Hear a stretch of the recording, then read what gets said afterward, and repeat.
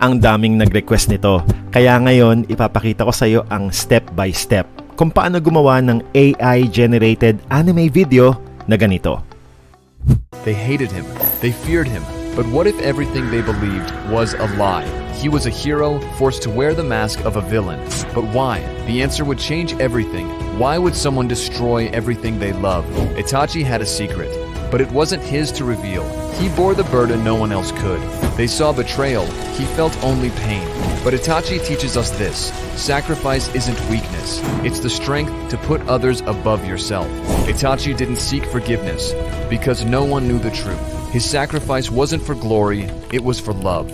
So strong, it demanded silence. True strength doesn't come from power, it comes from the sacrifices you're willing to make. At ang pinaka-good news, pwede mong gawin to ng libre, as in zero gastos. Ang kailangan mo lang ay 4 na tools. ChatGPT para sa script at ideas, Leonardo AI para sa high-quality anime-style images, Minimax Halo para gawing smooth animation yung images mo, at 11 Labs para sa high-quality voice-over na parang totoong tao na talaga. At promise, walang kahirap-hirap to. Literal na kahit sino kaya. Yung anak ko ngang grade 1, ginagawa to eh. Puro skibidi toilet nga lang. Kaya kung ready ka nang gumawa ng sarili mong AI anime video sa loob lang ng ilang minuto, tara, simulan na natin.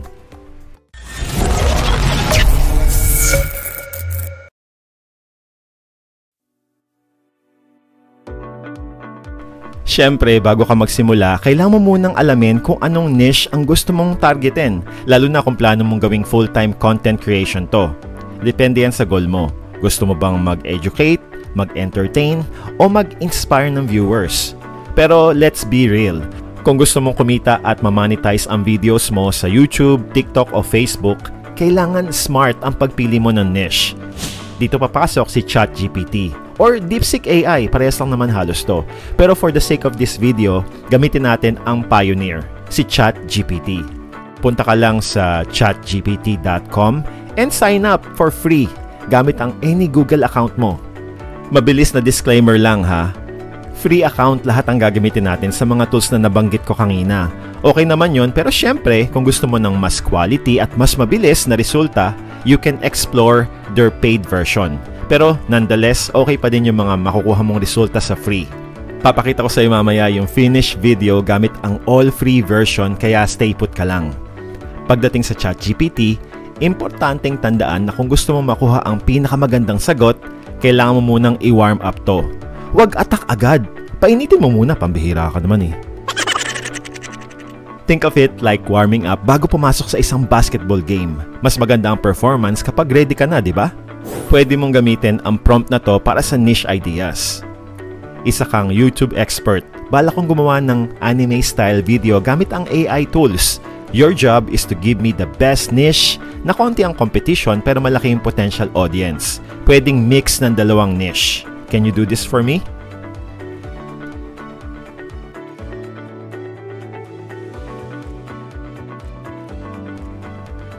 Okay yung mga suggestions niya ha. Pumili ka lang ng niche na pasok sa iyo o sa personality mo. Importante to para hindi ka basta-basta mag-give up agad. Mahalaga kasi na may enjoy mo yung gagawin mo. For the sake of this tutorial, piliin natin yung number 3. Anime style motivational videos plus self-improvement.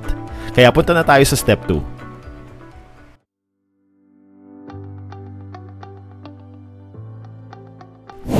Ngayon nakapili na tayo ng niche. Ang next step is to create an eye-catching title and an engaging script, the backbone of your video. For this example, YouTube Shorts lang ang gagawin natin para mas mabilis, pero pareho lang yung proseso kung long-form content ang target mo. Para mas efficient ang workflow mo, pro tip, gamitin mo si ChatGPT ng 1 task per thread. Ibig sabihin, kung gumamit ka na ng thread kanina para humingi ng niche ideas, huwag mo na itong gamitin para humingi ng title as script. Bakit? Dahil mas focused at mas accurate ang responses ni ChatGPT kapag hindi ito nalilito sa multiple requests sa isang thread. So mag-create ka lang ng bagong thread, then i-warm up mo ulit si ChatGPT with prompt like this. Isa kang top anime content creator. I need your help. Gagawa ako ng anime-style motivational videos plus self-improvement. Using your expertise on this subject, can you give me 10 title ideas na malaki yung potential mag-viral? Make it in English. Para pang international yung pwedeng ma-reach ng video mo, hindi lang sa Pinas. And then, pumili ka lang ng mga pinakagusto mong titles. Okay itong number 1 at number 3 para sa akin. Another pro tip, kung hindi mo trip yung mga sagot ni ChatGPT, challenge it. Example, can you give me another 10 ideas na mas intriguing at mas attention-grabbing? You can do this process as many times as you want hanggang may mapili ka. Pero normally, in 1 or 2 attempts, may mapipili ka na eh. So for this example, ito yung piliin natin. You're wasting your potential, unlock your hidden power now. Kapag may napili ka ng title, okay lang na gamitin mo yung same thread para hingin ang script.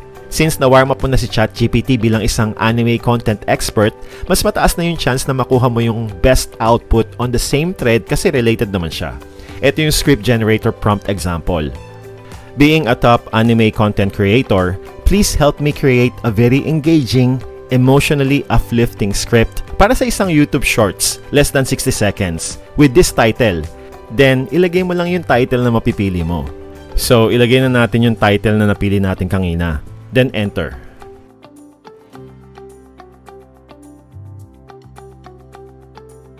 Ito na yung script. Review the script and add your personal touch kung kinakailangan, pero the script is really pretty good na, di ba? At kahit hindi ko sinabi, ChatGPT even added scene description na magagamit natin sa next step. So, i-copy mo lang to, then paste it into a notepad or Word document, then ready ka na to proceed to step number 3.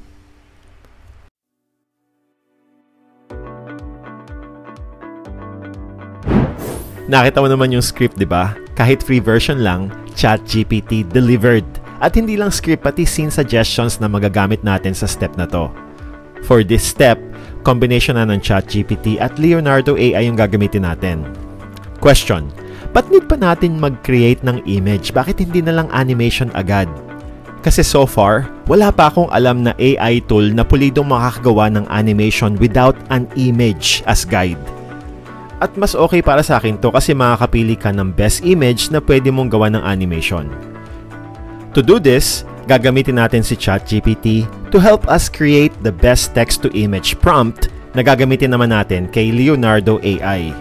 Again, since this is a different task, it's better to use new thread and tell ChatGPT something like, "You are an expert animator.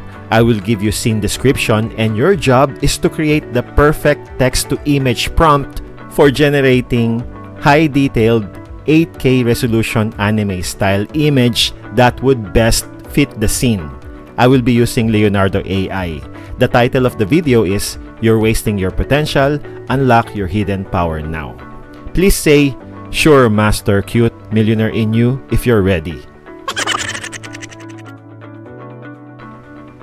Don't worry, lahat ng prompts na gagamitin natin dito, ilalagay ko sa description sa baba para i-copy and modify mo na lang. Ayan, ready na daw siya. So all you have to do is copy yung scene suggestion sa script, then i-paste mo dito sa ChatGPT. Kung wala namang scene suggestions na binigay sa'yo, you can use the sentences itself. But based on my experience, kapag sinunod mo yung prompts na ginamit natin kanina, to get the script, ChatGPT will always give you the scene description. So let's copy this first scene, then paste natin dito kay ChatGPT. Ito na ngayon yung prompt mo for the first scene. Now, all you have to do is to go to leonardo.ai, register ka lang for free using your Google account. With Leonardo AI, you will always get 150 tokens for free. Itong mga tokens na to yung gagamitin mo to generate images. Makikita mo maya-maya. Once maubos mo yung token na to, don't worry kasi mag-refresh naman siya kinabukasan for another 150. Pero hanggang 150 lang siya. Yun yung max for free account. Obviously, kapag nag-upgrade ka sa paid version, mas maraming tokens ang ibibigay sa'yo at mas quality na images. So tara, umpisahan na natin mag-create ng mga images. Madaming options dito for any kinds of images, pero since we're doing anime style, we will only choose this model, anime. Then, for the style, Madalas kong gamitin yung anime semi-realism kasi mas maganda yung datingan niya. At dahil free version lang to, wala kang option to generate quality images. Kaya yung makukuha mo ay hindi sobrang ganda ng detail pero okay pa din naman. Makakita mo maya-maya. And then sa image dimension, since YouTube Shorts yung gagawin natin, punta lang tayo dito sa More. Then piliin lang natin yung 9:16 TikTok size. Kung long form naman yung gagawin mo, piliin mo lang yung 16:9. And for the number of images, I always do 4 para maraming pagpilian. So tara, ilagay na natin yung prompt dito and generate vertical images. Pansin mo to, it will cost us 10 tokens. Not bad na, di ba? So let's generate. While generating, kung maubos pala yung tokens mo, if may iba ka pang Google accounts, pwede kang mag-sign up ulit so you can get multiple free accounts. Kahit ilang accounts pa gawin mo, pwede. So araw-araw, you will have multiple free accounts with 150 tokens each. Ito na yung resulta for the first scene. Astig na, di ba? Mamili ka lang ng best image base sa sinasabi ng narration. Like for example, sa first line, pumili ka ng isang image that would fit the line, "You feel it, don't you? That burning inside."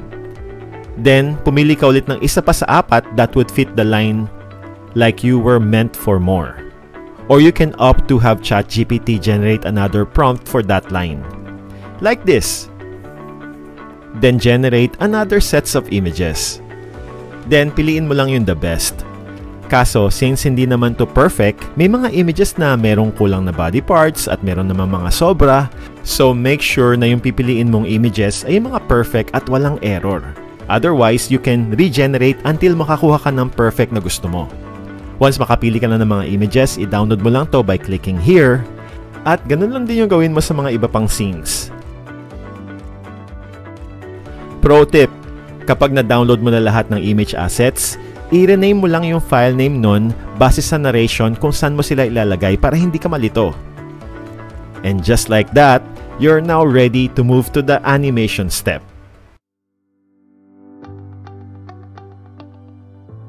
Para sa step na to, ang gagamitin naman natin ay si HeyLu. Punta ka lang sa heyluai.video, then sign up. Again, using your Google account. Now, you have your free account. Katulad sa Leonardo AI, meron ka ding tokens dito. Kapag newly signed up account, they're giving 1,100 tokens. Pero this token is only valid for 3 days. As you can see, February 8 habang ginagawa ko to.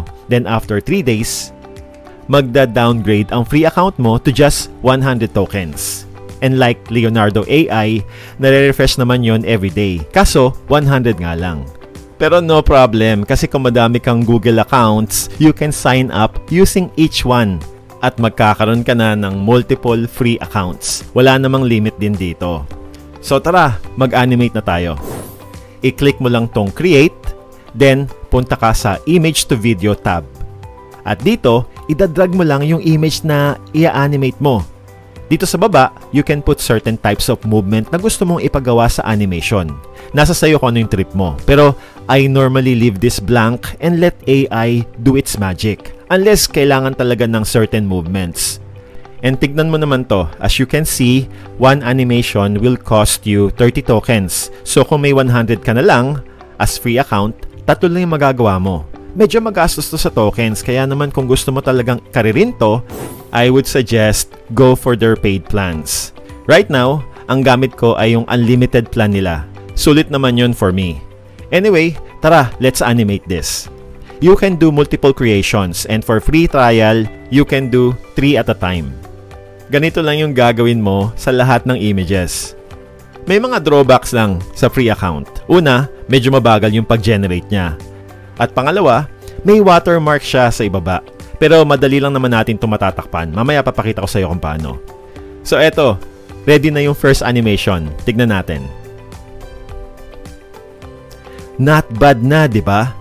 Gawin mo lang tong process na to sa lahat ng images. Now that we have the scenes ready, it's time to put voiceover. Punta ka lang sa 11labs.io. Don't worry, lahat naman ng links ng tools pati prompts ilalagay ko sa description sa baba. Sign up ka lang for free, again using your Google account. Once signed up, forever naman to free. Pero you will only have 10,000 credits per month or is roughly 10 minutes of audio, sabi dito. Yung credits will work like parang tokens na gagamitin mo to generate voiceovers katulad ng sa Leonardo AI at sa Halo kanina. Pero again, ang trick dito is pwede kang mag-sign up using multiple Google accounts to get multiple free accounts. So kung may 5 Google accounts ka, that is 50,000 credits o 50 minutes audio for free, di ba?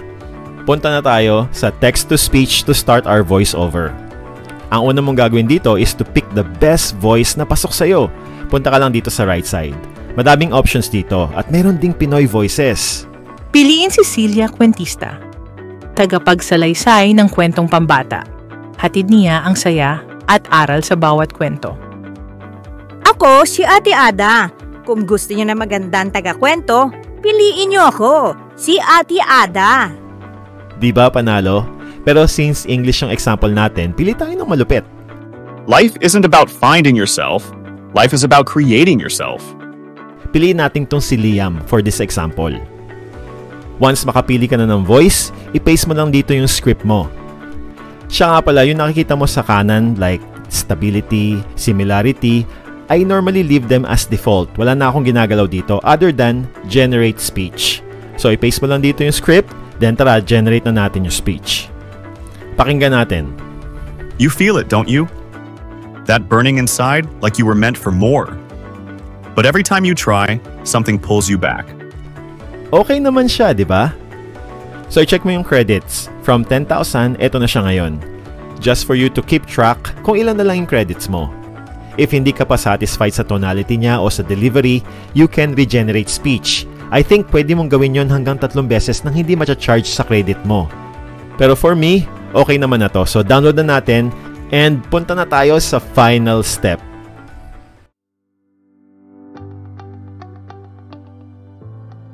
To edit, kakailanganin mo ng video editing app.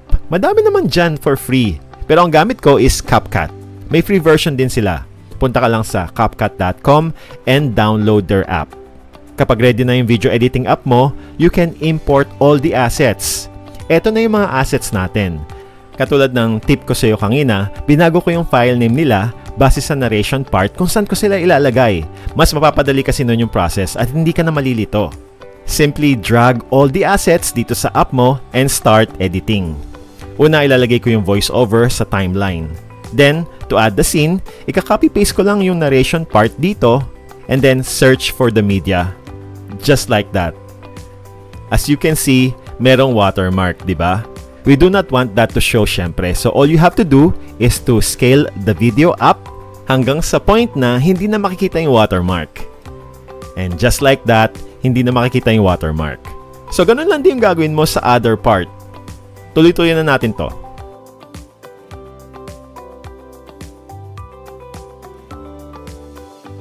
Para mas dramatic, lagyan mo lang ng mga sound effects at background music at caption. Para sa sound effects and background music, you can explore Pixabay. Royalty free yun. At pwede ka din pumunta sa YouTube Audio Library for background music. Free din siya syempre. And now, here's our finished product. You feel it, don't you? That burning inside like you were meant for more. But every time you try, something pulls you back. Fear, doubt, comfort. Listen to me. Every great hero was once at their lowest, until they chose to fight back. You are not weak. You are not a side character. The only thing stopping you is you. The power you seek isn't locked away. It's been inside you this whole time. So stop waiting. Stop doubting. Unlock your hidden power and become unstoppable. Not bad, di ba? Lalo na wala tayong ginastos ni Singkong Duleng. At ang isa pang free, pakipitik mo naman yung like button kung nagustuhan mo yung video natin. Maraming salamat sa panonood. Peace out!